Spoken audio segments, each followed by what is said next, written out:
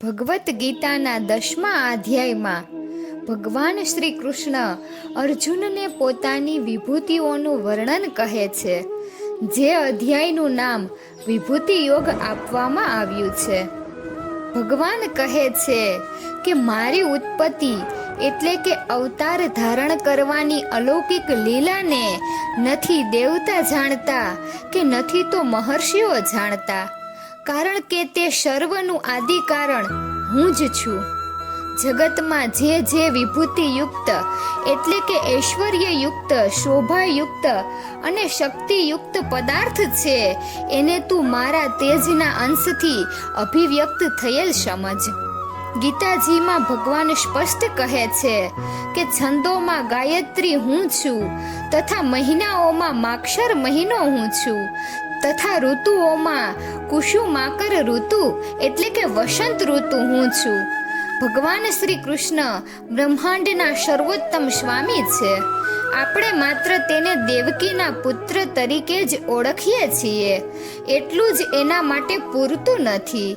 શ્રીમદ ભાગવતમાં ખુલાસો થયો છે કે જ્યારે તેઓ દેવકી તથા વસુદેવજી સમક્ષ પ્રગટ થયા હતા ત્યારે તેમનો જન્મ માત્ર એક શિશુની જેમ થયો ન હતો.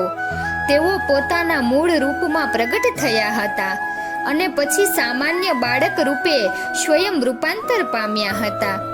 સમગ્ર સૃષ્ટિના રચયિતા ભગવાન પોતે જ છે. બુદ્ધિ, જ્ઞાન, સંચર્ય તથા મોહથી મુક્તિ, ક્ષમા ભાવ, સત્યતા, ઇન્દ્રિય નિગ્રહ, મનો નિગ્રહ, સુખ તથા દુઃખ, જન્મ, મૃત્યુ, ભય, અભય, અહિંસા, ક્ષમતા, તુષ્ટિ, તપ, દાન, યશ તથા અપયશ, જીવોના આ વિવિધ ગુણો તથા પ્રકૃતિ અને વિભૂતિઓ ભગવાન શ્રી કૃષ્ણ દ્વારા જ ઉત્પન્ન થયા છે. ઋતુરાજ વસંત ઋતુ.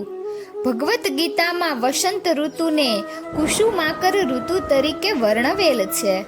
હિન્દુ શાસ્ત્રોમાં ઋતુઓના 2 વર્ગીકરણ કરેલા છે. ઋતુઓનું ધાર્મિક મહત્વ તથા સ્વાસ્થ્ય મહત્વ આયુર્વેદની ચરક સંહિતા સૂત્ર સ્થાનને 6થા અધ્યાયમાં વર્ણવેલું છે. ભારત વર્ષમાં 2 અયના તથા 6 ઋતુઓનું વર્ણન જોવા મળે છે, જેમાં 2 મહિનાની એક ઋતુ એટલે વર્ષના 12 માસ થાય છે.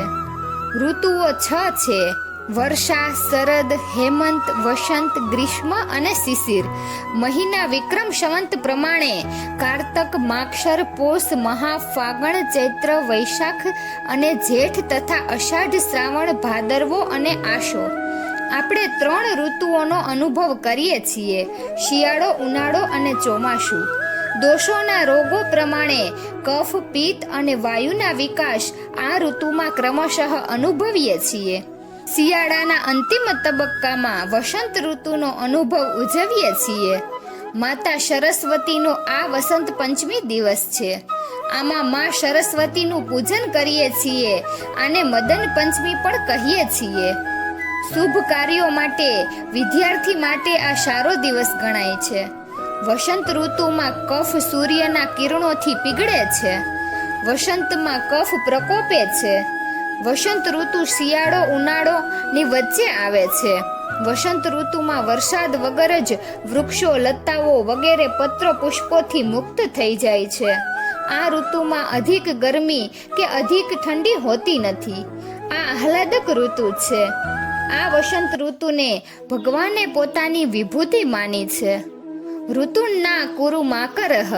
મહિનાઓમાં માક્ષર સર્વોત્તમ મનાય છે.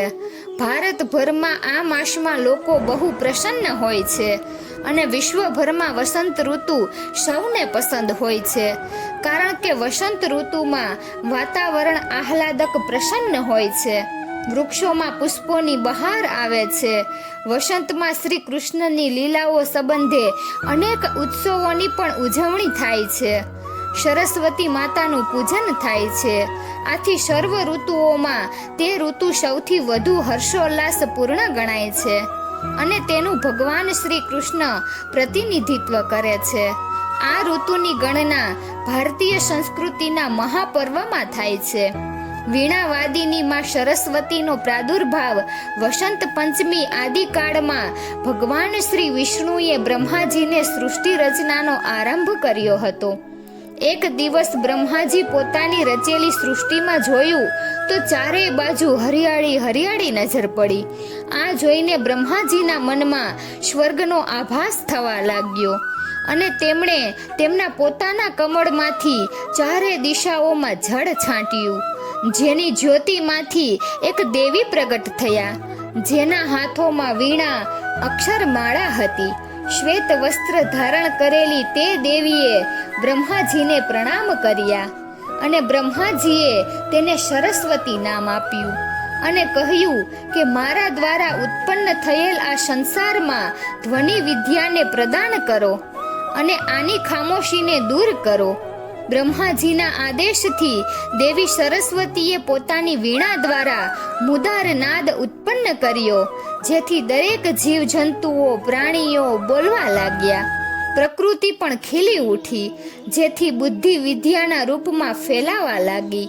આ શુભ દિવસ વસંત પંચમી તરીકે પ્રસિદ્ધ થવા લાગ્યો અને મા સરસ્વતીનો ઉત્પત્તિ દિવસ તરીકે આ દિવસ ઉજવાવા લાગ્યો અને શ્રી વસંત પંચમી તરીકે પણ ઓળખાવા લાગ્યો. વસંત પંચમીનું મહત્વ. વસંત પંચમીના આગમનની સાથે જ પ્રાણીઓમાં, વનસ્પતિઓમાં, મનુષ્યોમાં અને સૃષ્ટિની તમામ રચનાઓમાં બહારનું મોસમ ખીલી ઉઠે છે.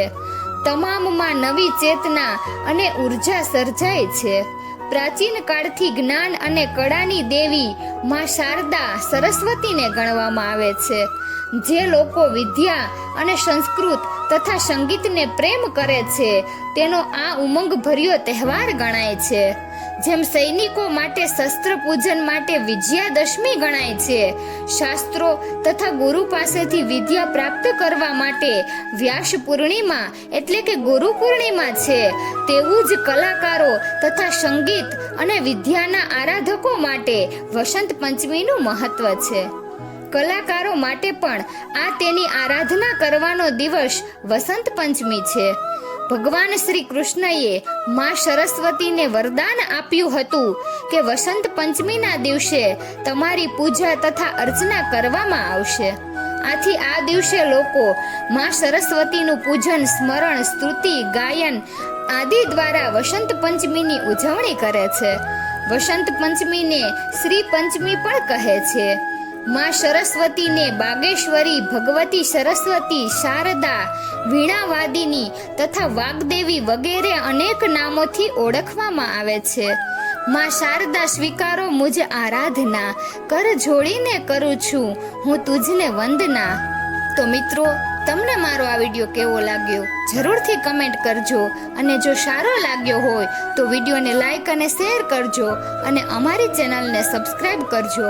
વિડીયો અંત સુધી જોવા બદલ ખૂબ ખૂબ આભાર.